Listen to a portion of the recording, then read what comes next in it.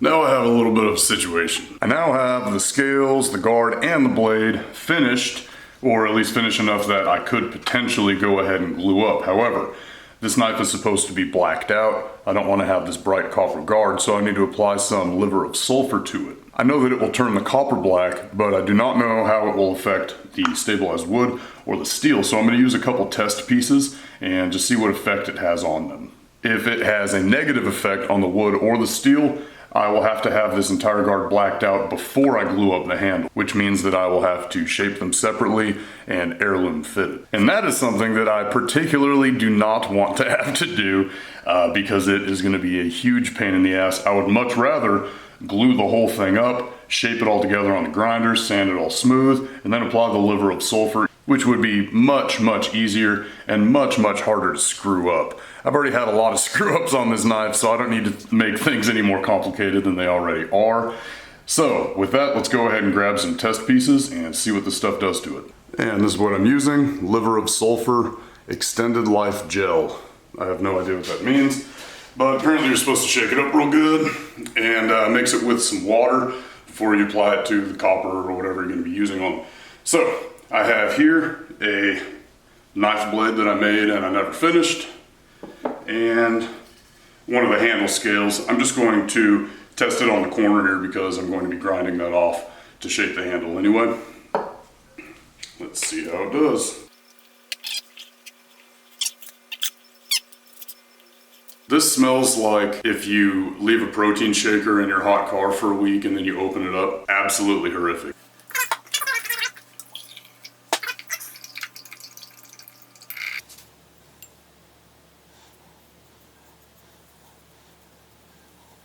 As a control, just to make sure that this concentration is adequate for what I need on the copper, I'm just going to put a little bit on the guard here.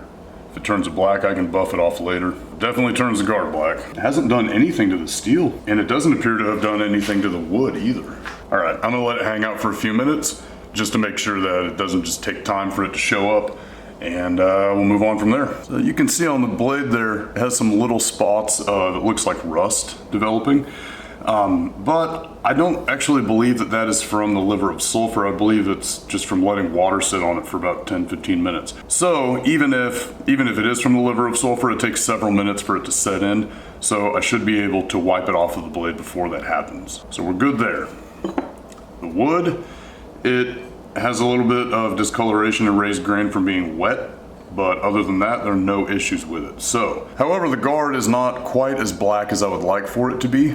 So I'm gonna make a little bit of a stronger concentration and do another test, just to make sure I'm safe.